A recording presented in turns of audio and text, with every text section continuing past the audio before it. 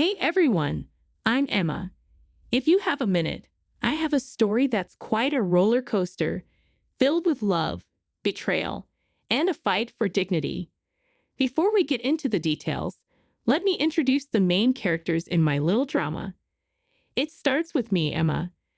I was born into what many would call a privileged life, with a silver spoon and all that. But despite the easy start, I was taught to value hard work over handouts. My dad is a big deal in the engine additive world, a self-made man who built an empire. My mom isn't any less impressive. She created a beauty salon empire from scratch, becoming synonymous with style. They divorced when I was 19, but they did it amicably, splitting everything equally and staying friends. Dad stayed single, focused on his business, while mom remarried but didn't have any more kids. Then there's Jake, my husband, who I now see as the catalyst for my personal upheaval. We got married right after I graduated from college and started teaching music to kids. Life seemed great until we hit a rough patch. I got pregnant, and suddenly Jake's true colors started to show. One lazy Sunday, as he lounged on the couch, Jake casually dropped a bombshell. "Emma, babe, why don't you just quit your job and stay home with the baby? We'll manage." I almost choked on my tea. Quit my job? Jake, you know we can't afford that on your salary alone. Plus, I love my work. He waved a hand dismissively, a smirk playing on his lips. Come on, Em, it's not like we're ordinary folks. Your dad's loaded. A little help from him, and we're golden. I felt my blood boil. That's not the point, Jake. I'm not tapping into my parents' wealth for our day-to-day expenses. We agreed to live within our means. But Jake wouldn't let it go. Over dinner, in front of his parents no less, he brought it up again. Emma's considering taking some time off work, with the baby coming and all. His mom, Carol, a woman with a sharp tongue and a knack for finding advantages, jumped in. "Oh, that's wonderful. With Emma's family, you two don't have to worry about a thing." I clenched my fork a little tighter, trying to keep my cool. "Actually, we haven't decided anything, and we intend to manage on our own. Thank you." Jake's dad, Frank, never one to miss a beat, chimed in with a chuckle. "Why play the hard way, Emma? A little help from your folks and you could be living easy. Why waste that opportunity?" The conversation spiraled from there, with Jake and his parents painting grand pictures of a life lived on my parents' dime. Every word felt like a betrayal, twisting the knife a bit deeper. They didn't see me. They saw a ticket to an easy life. That night, lying in bed next to Jake, I couldn't shake the feeling of isolation.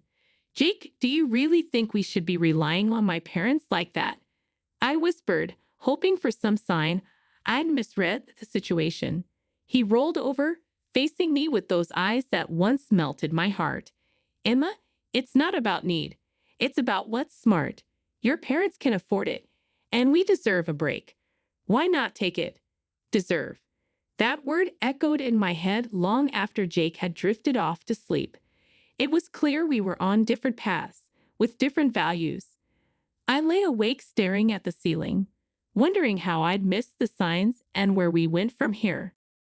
After that first clash with Jake about money and pride, I thought maybe, just maybe, we'd find our way back to the same page.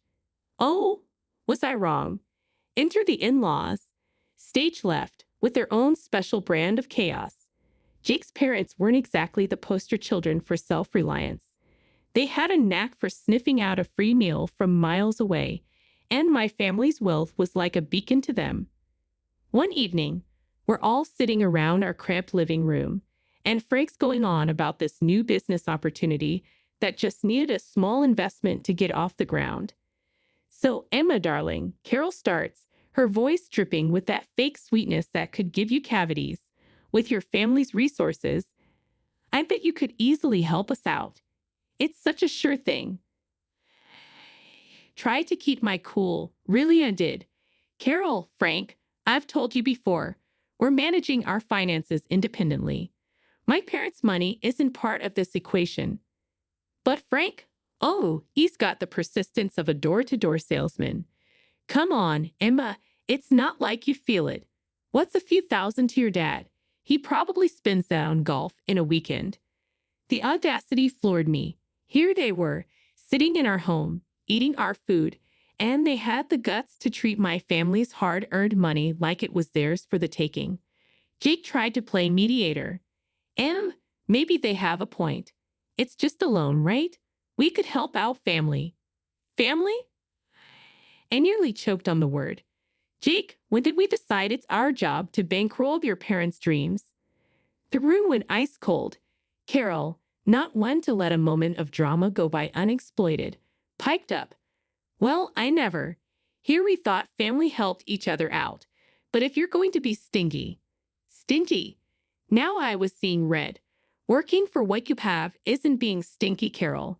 It's called being responsible. Maybe you should try it sometime. Frank tried to smooth things over.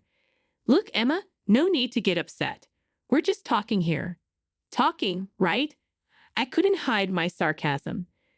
Seems like all we ever do is talk about how my family can solve your problems. That night, after they finally left with Jake apologizing for his parents' misunderstanding, I lay awake staring at the ceiling. It wasn't just a misunderstanding. It was a full-on invasion of our lives by two people who saw me not as a daughter-in-law, but as a walking, talking ATM. After our little Lily came into this world, life took a turn I didn't quite expect.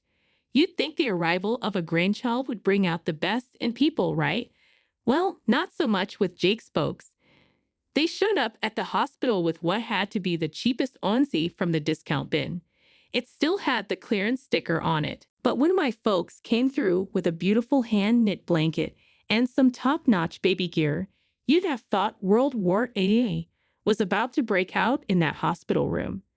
Wow, really laying it on thick, aren't they? Carol quipped, eyeing the gifts with a mix of disdain and envy. Must be nice to just throw money around. Bet they could have just gotten you a house instead of all this fluff. Jake chimed in with a chuckle. Yeah, Mom's got a point. Your folks sure don't hold back. A house might have been more practical, huh? My heart sank. Here I was, holding our newborn, and all they could talk about was how my parents should have spent their money. It stunned hearing Jake echo his mom's words. Was our daughter just a dollar sign to them? To keep the peace, biting back my growing anger. Well, it's not about the price tag, right? It's the thought that counts. But Frank wasn't about to let it go. Oh, sure. But when you think about it, a nice little investment in property, that's a gift that keeps on giving. The ride home from the hospital was tense. Jake tried to smooth things over, saying his parents were just old-fashioned and didn't mean anything by it. But the seed was planted. Doubts started creeping in about why Jake really married me. Was it love? Or was my family's bank account the main attraction? A few weeks later, during one of their unsolicited visits, Carol brought it up again. We were all crammed in our living room, Lily fussing in my arms, and Carol couldn't resist a jab at the new stroller my mom had bought us. Must be nice having your folks shower Lily with all these expensive toys and gadgets. Though a contribution to a house fund would have been more useful. Don't you think? She said, her voice dripping with that passive-aggressive tone I'd come to dread. Jake, sitting beside his mom, nodded. Actually, babe, we've been talking. Maybe your parents could help us out with a down payment instead of more baby stuff. Makes sense, right? I was floored. Not only were Jake's parents relentless, after our daughter was born, it felt like she became a bargaining chip for financial gain. It seemed like love and family meant less than money. Asked Jake, is that what this is about for you, using my parents for money? I couldn't hide how hurt I was. I thought we were in this together, for better or worse, not for richer or poorer. Jake looked surprised, but Carol just sniffed. Well, when your wife's parents are rich, It's only practical to think about these things. After they finally left, I lay awake, staring at the ceiling with Lily asleep beside me. It hit me hard. My marriage, my family. It all felt like a transaction to them, and I was the currency. The last few years have been a roller coaster. Lily has grown into a lively 3-year-old, but life has thrown us some unexpected challenges. First, there was Mom. Her accident was sudden and shocking. I was drowning in grief, barely holding it together for Lily. But Jake's first question wasn't about how I was coping. He asked, "So, how much are you getting from your mom's will?" It felt like a slap in the face. According to Mom's will, I inherited the beauty salon chain. I knew nothing about running a business, but Jake was quick to offer his help. "Babe, let me handle this. You know I've got a knack for business," he said, all confidence and smiles. I was too lost in my grief to argue, so I let him take charge, though I made sure the ownership papers stayed in my name. Barely a year later, Dad passed away from a heart attack. Losing both my parents in such a short time broke something in me. I needed Jake more than ever, but all he could talk about was what we'd inherited from Dad. The day after Dad's death, Jake's parents came over. I expected some decency, some respect for my loss, but no, they dived straight into speculations about Dad's wealth. "So, Emma, must be a hefty sum coming your way." "Huh," Frank said, barely able to contain his glee. I saw red. "Can you not, for once, just stop talking about money?" I shouted, the words exploding out of me like shrapnel. Carol put on her best offended face. "Well, I never. We're just concerned about the family's future. No need to be rude." Jake tried to play peacemaker as always. They're just curious. It's a big deal, you know." "A big deal?" I echoed, my voice rising. "My parents are gone, Jake, and all you and your parents can think about is cashing in. Is that all I am to you? A bank?" The room fell silent, the tension thick enough to cut with a knife. Jake looked at me, then at his parents, and mumbled some half-hearted apology. But the damage was done. I couldn't stand the sight of them, their greed, their complete lack of empathy. "Get out," I said, my voice steady, but I cut him off, my voice cold and unwavering. "Leave now," Carol muttered under her breath, and Frank scowled as they left. Jake lingered, trying to justify his parents' behavior, but I was done listening. 2 days after my dad died, Jake came bouncing through the doorway earlier than usual. "Babe, I've got awesome news," he beamed, barely containing his excitement. "I've struck a deal to sell the hairdresser chain. Can you believe it?" My jaw nearly hit the floor. "What? You did what?" Without even asking me. I was fuming, feeling a mix of betrayal and disbelief. Before we could really dive into it, his folks showed up, ready to party like we'd hit the jackpot. They brought in a feast from some fancy restaurant and a bunch of bottles that screamed high roller. Carol was all smiles, waving those bottles in my face. "Guess what, honey? We've sold the old condo and put down a deposit on a beach house. We're all moving to the coast." I stared at her, feeling like I was trapped in some bad dream. "Hold on, you what? Nobody asked me about moving. I don't want to live by the beach with all that humidity and the winds with a kid. Are you out of your mind?" Carol just waved off my concerns like I was talking about the weather. "Oh, don't you worry about that. We've also booked a cruise. You should come with us. It'll be fabulous." "Where's this money coming from?" I asked, my patience wearing thin. "Well, darling, with your father's passing and the sale of the salons, money's no object now. We're set for life. Think about it. Yachts, private jets. We're living the dream." Carol's eyes were practically sparkling with dollar signs. I turned to Jake, utterly dumbfounded. Why are we even talking about selling my mom's business again? And what's this nonsense about being set for life? "Babe, it makes sense. Managing both businesses will be too much.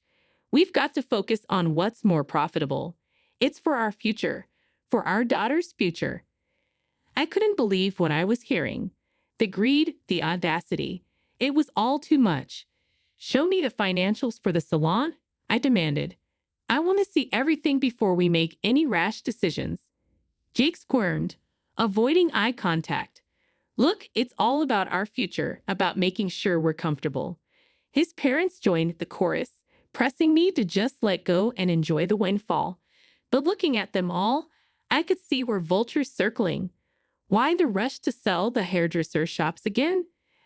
I pressed, needing answers. Jake shrugged. The picture of Fox reason. Look, babe, after your dad's gone, juggling both businesses just doesn't make sense. We've got to focus on what brings in more dough. The car oil business is a gold mine compared to the salons. His folks perked up at this, chiming in with their 2 cents. Darling, think about it. Selling those little shops could give you a life of luxury. Why waste your time on them? His mom said, her voice dripping with greed. The sight of them practically salivating over my inheritance made my skin crawl. I want you to leave now, I said, my voice firm, my resolve stronger. This is a time to mourn my father, not feast on what he left behind. Jake tried to interrupt, but I cut him off.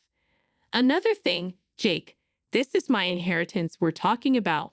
Mine. You and your parents have no say in this. The air turned icy as they realized I wasn't the pushover they thought I was. With heavy steps and heavier skulls, they left, leaving me to ponder the lonely battle ahead. The dawn after my father's funeral found me in a fog of grief. The world around me dulled to a monotonous gray. That's when Jake decided to inject his version of color back into our lives. Over a breakfast that tasted like cardboard, he launched into his agenda. We need to call a meeting with the founders of your father's company. Pronto, Jake stated, his voice slicing through the quiet like a knife. I paused, a piece of toast halfway to my mouth, and stared at him. Jake, my father has just been buried. Can't this wait? I need some time to process everything. He waved off my concerns with a flick of his hand. Time is money, babe. We need to act fast. Frustrated and seeking clarity, I reached out to our family lawyer, asking for a breakdown of the beauty salon chain's status and a primer on my father's business dealings. I hoped this information would give me some ground to stand on. A month went by in a blur of legal jargon and financial statements until Jake, accompanied by his parents, descended upon our house once more, each of them bursting with unsolicited advice and greed-laden suggestions. Without so much as a hello, Jake dove right in. You know, Em, I've been thinking I'm the right man to lead your dad's company. The audacity of his claim left me speechless, but he wasn't done. And I'll need a new car, something that screams business mobile. The latest BMW should do the trick. Before I could even muster a response, Carol chimed in with her own outrageous demands. The coastal house is nearly ready.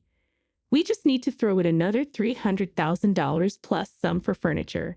And dear, I expect you to set up an account for me. I need to maintain my lifestyle.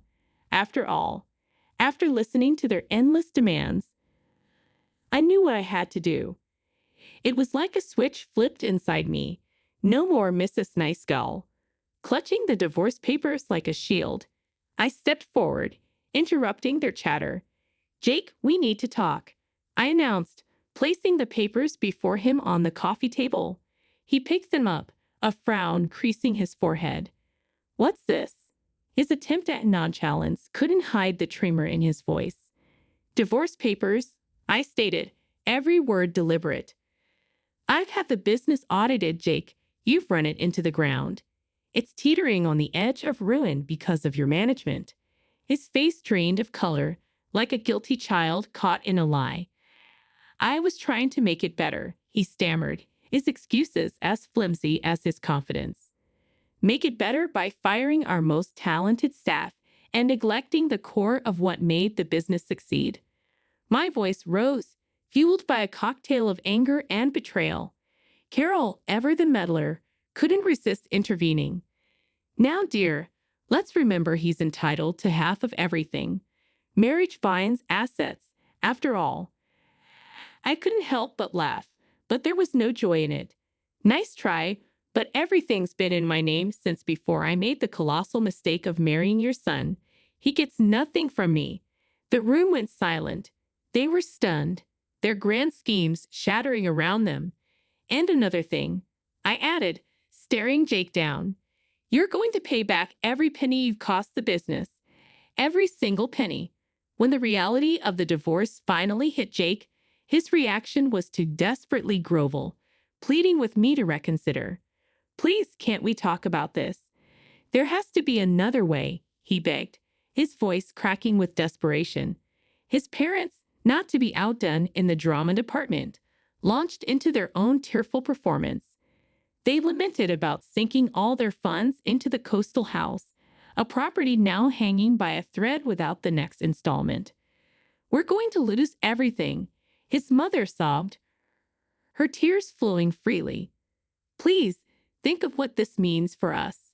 I listened, my heart hardened by their previous actions, feeling nothing but a detached coldness towards their plight.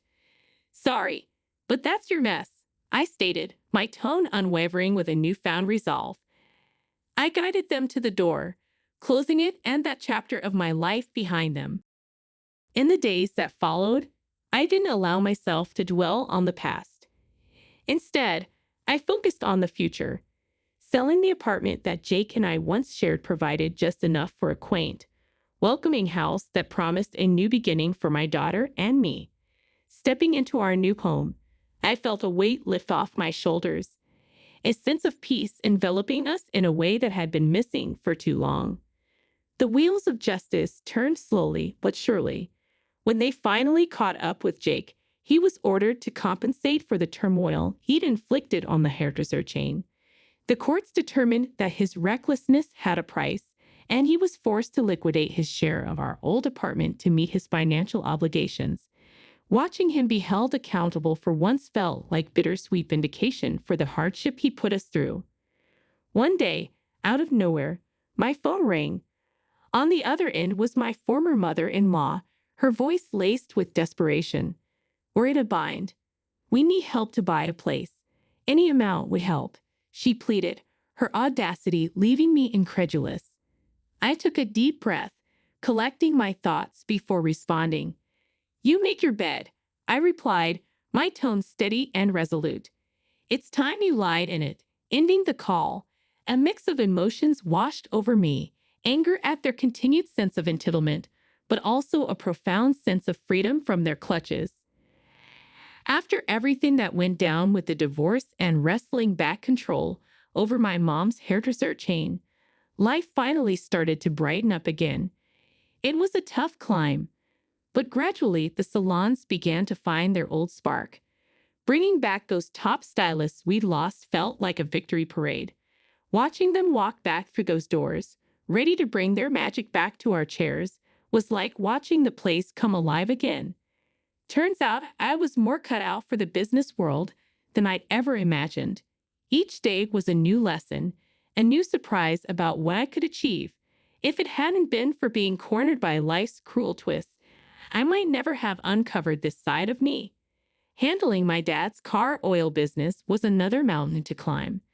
For now, I've decided to bring in a manager to steer the ship while I got my bearings.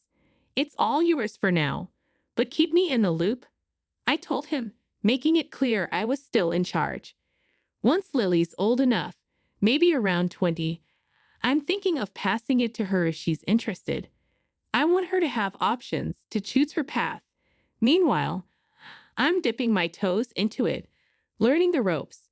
Our new home, just me and Lily, was a haven of peace, a world away from the turmoil we'd left behind. It was small, sure, but it was ours, a place where we could grow, heal, and build something new. Every corner filled with laughter, every nook cradling a memory we were making together. Out in the garden, Lily's laughter was a balm to my soul.